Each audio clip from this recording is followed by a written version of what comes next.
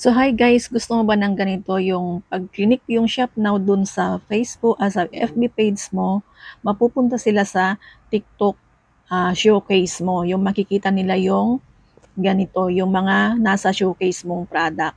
So yan guys, kagaya po nito. Ayan, lahat po yan makikita nila at pwede na po silang mag-check out gamit dun sa iyong Facebook page. So kung paano, panoorin mo ang video to. Nga siya guys, pumunta tayo dito sa ating TikTok account. I-open po natin yan. Tapos doon po sa baba sa profile natin, itap po natin yon. Then i-click po natin yung tatlong guhit sa taas. Then click natin yung TikTok Studio. Then TikTok Shop Creator. Then pag nag-open na po yung TikTok Shop for Creator, i-click lang po natin yung Manage Showcase. Pag na-open na po yan, i-click po natin yung tatlong tuldok doon sa taas. Then, i-click natin yung Preview Showcase. Ayan, kapag na-open na yung Preview Showcase, i-click natin yung Share button sa taas. Then, click natin yung Copy Link. Then, bumalik na tayo sa ating Facebook page. Sa Facebook page natin, click natin yung pangalan natin. Then, click natin yung tatlong tuldok sa gilid, sa baba.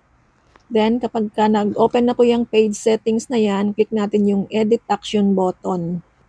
Ayan. Then, click natin yung Edit buttons na yan. Then, hanapin po natin yung View Shop. Ayan. Click lang po natin yung View Shop na yan. Then, under sa View Shop, click natin yung Link to Website. Ayan. Diyan sa website na po yan, i-paste po natin yung link na galing sa TikTok. So, ipipaste po natin dyan at meron tayong kailangang i-delete lang muna dyan sa ipipaste natin. Mag-start lang po tayo dun sa my HTTPS. So, mag-delete po tayo dyan.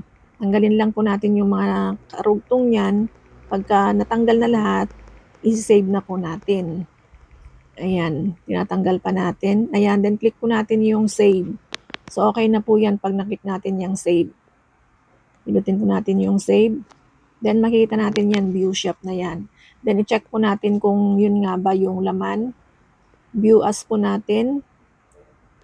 So, ganyan na po yung magiging itsura ng inyong Facebook. Meron pong shop now. Kapag ka-clinic po yan ng nagbabrowse dyan sa inyong FB page, madadirect na po sila sa inyong TikTok showcase. So, ayan guys, bagay ito sa mga nag-affiliate. Kaya ikaw, palitan mo na yung edit button mo sa iyong Facebook page. So, ayan guys, salamat and God bless.